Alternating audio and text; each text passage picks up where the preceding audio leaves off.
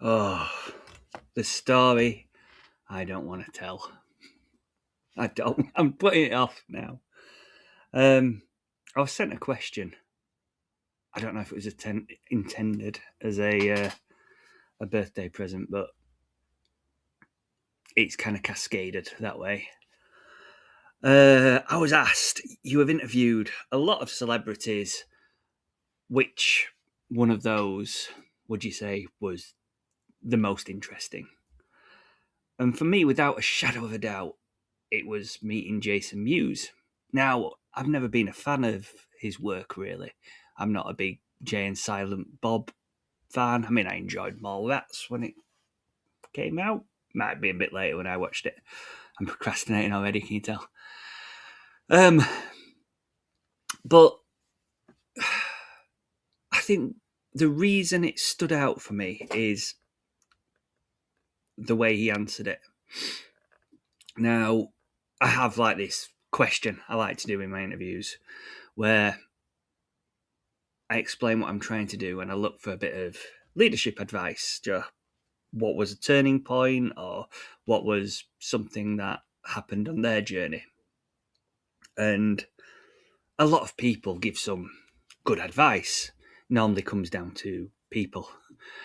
Surround yourself with the right people. That's the best tactic. But Jason did something a little bit deeper than that. I think what made him different is it showed that he'd earned the stripes. He let you see his scars. He gave me. I'll tell you about the full interaction actually. So it was at a conference, and you queue up waiting to see them. And I was with someone who I care for, and they're in a wheelchair. So it came to the time when it was his lunch break, and he was walking off, and he saw us waiting about midway through the queue, and he looked at his handlers and he says, "There's no way I'm going for my lunch when there's someone in a wheelchair waiting to speak to me." So he called us out and took us to the front, and we had a chat. And I did my usual. I asked him what was the best leadership advice he had. And first instinct was he looked around for his friend Kevin. Um, Now, I'd already spoken to Kevin, and he gave me some brilliant advice about how um, your voice is your value. So, and it just not just the way you talk, but the way you present yourself, the way you interact, so what you do, it all comes across. He was trying to put across to me, but he realised, Jason, that he couldn't rely on Kevin at this moment. Kevin was in a different tent.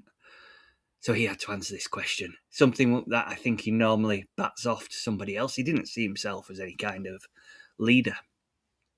And I think it's safe to, I'm positive it's safe to share this story because it's one that he's put out on YouTube and Instagram since, well, before. And he talks about how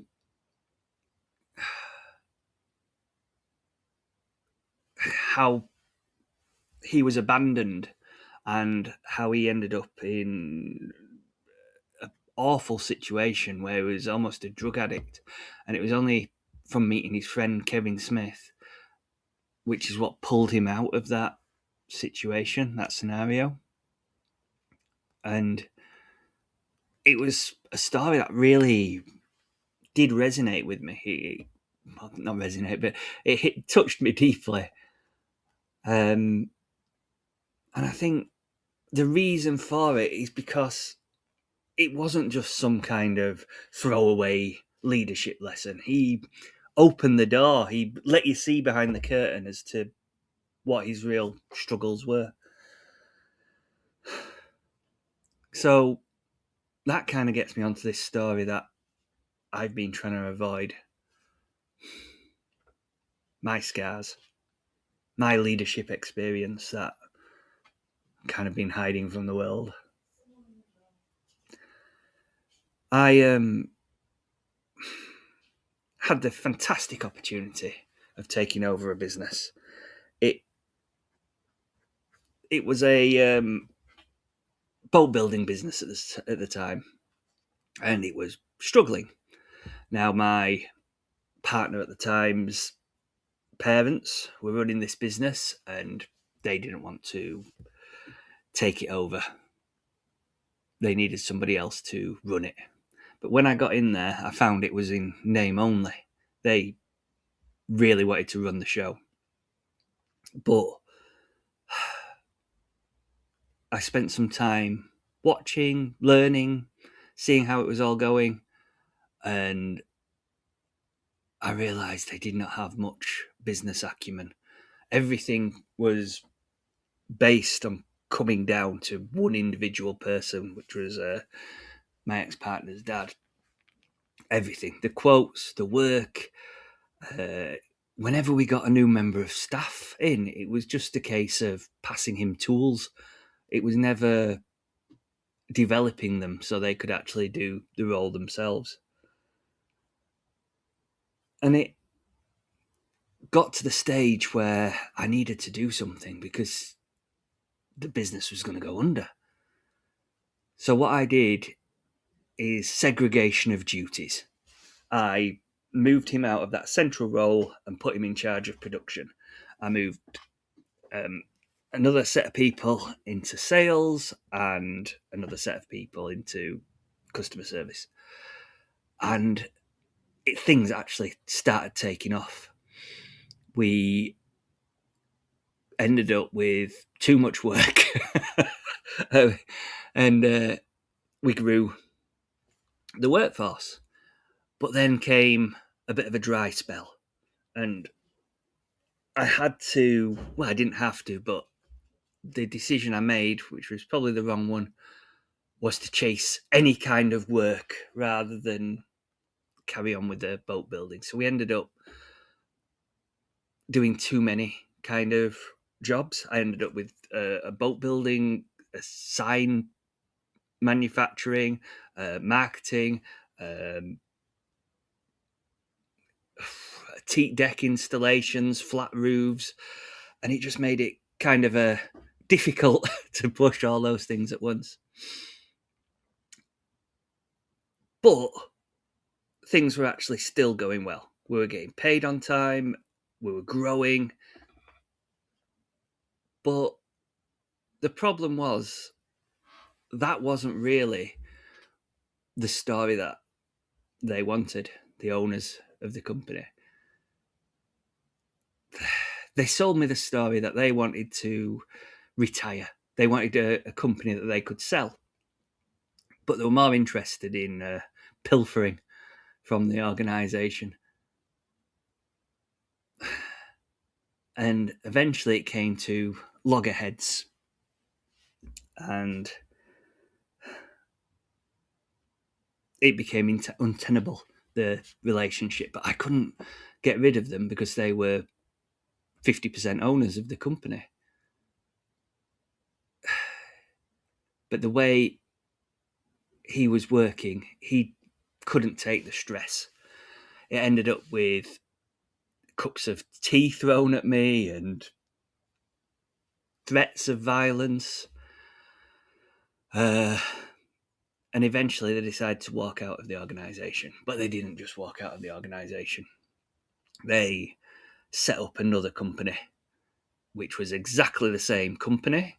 They spoke to the landlord. They kept telling him that we were going out of business. So we kept getting eviction notices, even though we were paid up on time. But those signs on the door, the staff were seeing, and that was taking its toll on their morale. They were talking to my staff in the break yard. They were coming in and telling them that everything was going to be a disaster. But I think what put us under more than anything else is one night, because I hadn't taken the keys back, they went into the office and stole the customer logbook. So they then proceeded to phone every single client that we had and offer them at 10% less than we were already agreed the job. So I lost the whole backlog of orders that we had. And because I had such a large monster, I wasn't able to feed it. And with them still owning 50% of the company, there was nowhere to go for money. I couldn't take out loans. My hands were completely tied. And that's when one of the hardest things I had to do ever came. I had to look all those 25 people in the eye and say we were closing the business, which was about a month before Christmas, I think. And just seeing all those faces looking at you was really, really upsetting, knowing you'd let everybody down. And it didn't just stop there. Sorry. The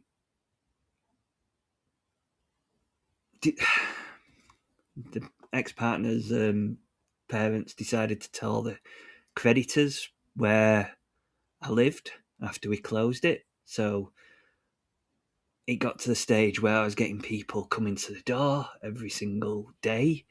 You were getting afraid to go out in the street because you'd get verbally abused, and I think it made me realise I don't want this for anybody else. So I spent a lot of time thinking about how could I have stopped that happening, and that's why I got into trying to find ways of keeping people engaged in the workplace, just so no one else has to look at those faces and tell them that the business is closing, because it's one of the hardest things I've ever had to do in my life. But hopefully I can help people now with overcoming their situation around this. And sorry, it's still upsetting. I don't know if I should put this out. I was planning on doing it all unedited, but do people want to see this? But yeah, there's my scars. Those are the big motivations why I don't want people to go down the same route as I have, because it hurts. And I don't want it for anybody else. Anyway, I'll let you go. Sorry for keeping you so long.